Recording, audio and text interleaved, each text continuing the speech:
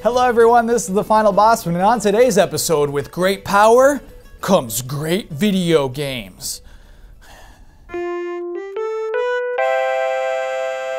Welcome, true believers, to another amazing episode of the Final Bosman. I'm Kyle Bosman, and today I don't want to talk about The Order. Been getting a lot of requests to do an episode about The Order 1886. And its implications on gaming. Is gaming dead? Look at The Order. I don't have a lot to add to that conversation. Instead, I want to talk about Spider-Man. So specifically, Spider-Man for the PlayStation 1. I got this game recently. I was playing it, having a great time. Oh, excuse me. Sorry, looks like you're still showing The Order. Okay, cool. Gotcha. Yeah, so I played through Spider-Man. I was having a great time. And then, so I wanted to also play The Amazing Spider-Man 2, the next-gen version of Spider-Man. And honestly, yes, a lot of people don't like, oh, whoops. Okay, whoops. All right, whoops, this is The Order. I see, I get what you're doing. You're showing The Order. Let me be clear. I'm talking about Spider-Man today. I'm not doing The Order. All right? Today's episode, 3 things that I love about Spider-Man. Okay, who made that? Who even made this? Today's episode, 3 things I love about Spider-Man, the game for PlayStation 1. Number 1, Stan Lee. Stan Lee introduces each level of this video game. I'll shut up for a second. Just listen to what he does here. Welcome, true believers and newcomers alike. Spider-Man co-creator Stan Lee here. Once again, we find our hero Peter Parker, better known around the world as the Amazing Spider-Man, in a heap of trouble. But this is just the beginning, Spidey fans. So get ready for a true superhero action thriller, packed to the brim with thrills and chills, twists and turns, more supervillains than you can shake a web at, and of course, non-stop web-slinging, wall-crawling action. So that is flawless. That is just an insanely good way to start a video game. It gets me excited to play this game. Narration's cheap. Not in this case. In this case, to me, it's using comic books into this mashing comic books into a video game in a very interesting way, using its energy. Stan Lee is also in The Amazing Spider-Man 2. He's there, but what he is a comic book store clerk. And in this comic book store, he sells comic books of Spider-Man. So anyone can just walk in, open this, oh, Spider-Man is Peter Parker. Who's this guy? Peter Parker? Okay, you're under arrest. Like, why would you, it's not even cute. When you put like, oh, look, there's Spider-Man comics in this world, you just ripped it apart. So I think Stan's narration is a great way to incorporate the comic book medium into a video game without being as literal as like using panels and spelling out your sound effects. Good job, Codename Steam. You're a comic book game. No, Spider-Man is a comic book game. It's using its vibe. It's taking, oh, am I boring you? Is this boring for you? Is this, you want to see The Order so you don't like talking about PS1 games? Well, too bad. Number 2, Little Goblin Hiding Spot. So, let me show you something that I really like about Spider-Man. We're in this level, right? We're getting chased by the police. And then you see this crane with pumpkin graffiti on it. And you're like, oh man, there's probably a secret in there. You go in and there's a hole in the top. There's not a hole in the top of any other cranes. So you drop into the hole, and here we are. A little hobgoblin hideout. The internet thinks Green Goblin. We don't agree on this, but it's at least a goblin hideout. But look at this thing. Here's something you don't find in a lot of games these days. There are assets in here that aren't used anywhere else. Little pumpkin bombs. You won't find them anywhere else in the game. They were made just for this one tiny hiding spot. So what I love about this little area, there's no achievement for getting there. You don't have to go find that. You probably shouldn't. But it's a little tiny thing that makes this world mean more. In Amazing Spider-Man 2, if you're trying to represent the entire city of New York, you're gonna come up short. You're not gonna have a complete world. You're gonna have places of that world that just feel like a dumb fake video game. If you're more focused and you have these little tiny things that make the world feel like it exists without you, that it's real, that it's alive. And when a world is like that, it makes me care about the game. How dare you? You think that's funny or cool, or like I don't get why you're doing that at this point. The Order has a great world. There. Okay, I said something about the Order. Can we move on? This is about Spider-Man. I want to do an episode about Spider-Man. Please let me. Number 3. Spider-Man is Spider-Man. So let me tell you about where I hard quit The Amazing Spider-Man 2. Let me tell you about the spot where I say no more. Because honestly, yes, this game did get dumped on, but I'm still having fun being Spider-Man. But there comes a point in this game where I said no more. No more. And this is when Wilson Fisk, aka the Kingpin, and Harry Osborn, they team up. They don't like each other, but they team up regardless. And they say, okay, we're creating a private military force to protect this city from any threats. And everyone is gonna ride a little Green Goblin glider. Sure. So then these people are around the city. They're just flying them around the same as you are as Spider-Man. These people will not hurt you as long as your hero meter is positive. And the way to make your meter go up is to do side missions on the map. So what'll happen is you'll see a little dot. Oh, there's a fire there. Go put out that fire, Spider-Man. If you don't make it there in time, your meter goes down. You're evil. Spider-Man didn't fix this burning building. He's evil. And if you only save 2 out of 3 people, if you don't get to all 3 people in time, you're evil. Spider-Man didn't save the last person. He's evil. Attack him, glider riders. Okay. Take that, Spider-Man, you evil little scumbag. And then, if you go stop some gang members down on that side of the street, they'll go like, oh, did you see what Spidey did? He's a good guy. Then they won't attack you anymore. You might say, Kyle, I can tell you're getting worked up. You're right, I am. Why does this bother you so much? That's clearly just a gameplay mechanic. What it does is it makes it a game where you're not playing as Spider-Man anymore. That's not what Spider-Man's about. He's not going into burning buildings to rescue people just so some glider riders won't hurt him. He's going in there to save people. When you create an incentive for being a hero, you destroy the entire meaning of what being a hero is all about. Let me tell you what I love about Spider-Man. There's one moment, and look, I know the story is silly and goofy. I know these cutscenes aren't great, but this part of the story really touches me for some reason. So what happens is Black Cat shows up. She says, Spidey, we got a problem.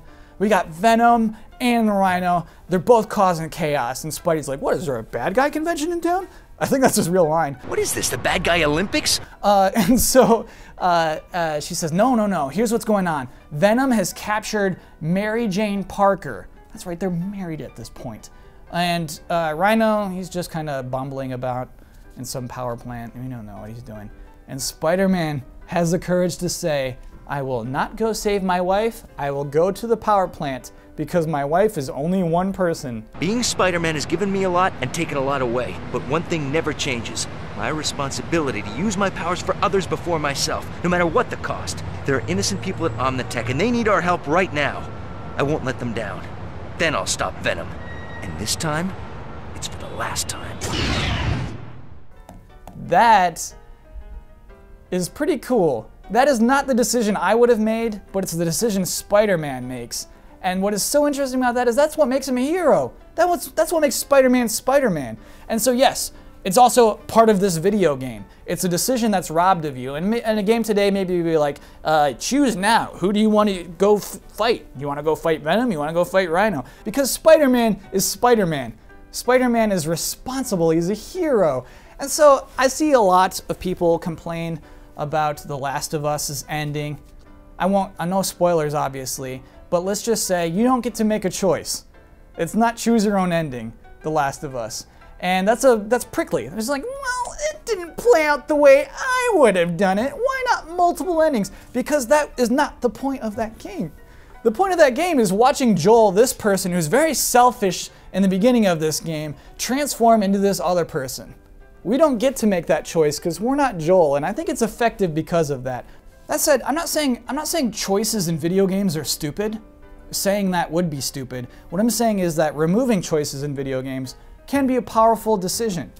If you think about writing TV or movies, every new scene that you write should complicate or reveal new information about your conflict. Every new scene should have a purpose, right? And in an open world game like Amazing Spider-Man 2, that's incredibly hard to do. What we're doing is we're watching the story of a man who's grinding around pickups in a New York City, waiting to go to the inevitable danger. He knows there's danger in that building, but he'll get to it when he wants to. That's the story we're watching. And so yes, if you're cool with that, then it's cool. You know, last year, I played a bad superhero in Lego Marvel, and I loved it. So I don't mind being a bad superhero in Lego Marvel game. If you're cool, you're cool. However, in Spider-Man, every level leads to the next level. Right? Every action you take moves forward and moves Spider-Man forward. As I move forward into this video game, so does the story with it. And then so does the tension rise and my investment into this game. Even though it's linear, even though I'm not making decisions, I become more invested in this game than I would an open world Spider-Man game. Okay, see, I kind of, you know what? I think I walked into this one. This is almost a little relevant. Looks like you got me talking about the order. Okay, good job. You know what? You wanted to talk about the order so bad? Fine. I like it. I don't think I've ever felt like I've been on an airship before until this point, so that was pretty cool. It took me like 8 hours, I think, to play that game. QTEs didn't bug me so much. You know, they keep me on my toes. More so than like taking cover and shooting people, so you know, I don't mind that mix up. I think the last 15 minutes, I think they are unmotivated and stupid and not fun. 9.3. Estimated value, I don't know, $105 US. That's the episode for this week. If you're on Twitter, you can find me at Kyle Bosman. I'll be back here next Wednesday. Hope to see you then, and Excelsior!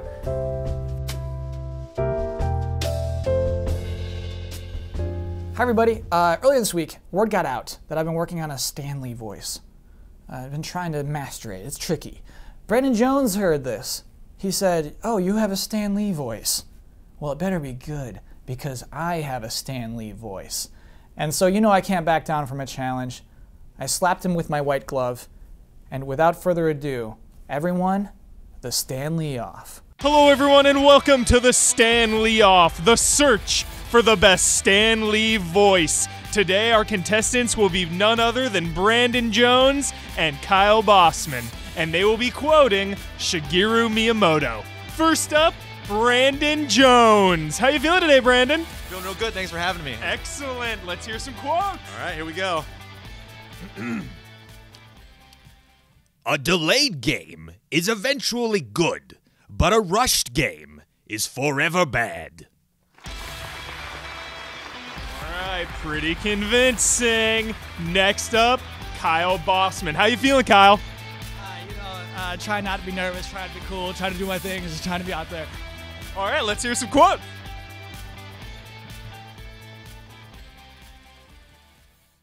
Video games are bad for you. That's what they said about rock and roll. Is that good? Alright, next up, it's going to be Brandon Jones again. This is a 3-quote from Miyamoto. Here's number 2. I try not so much to create new characters, but worlds to create new gameplay experiences. Alright, getting a little gruff in there. I like it. Next up, Kyle Bosman, round 2.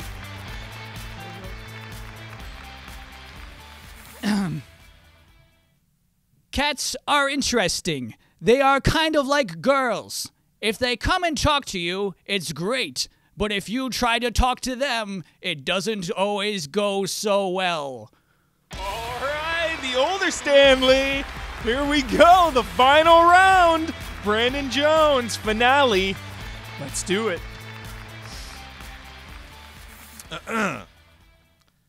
Players are artists who create their own reality within the game.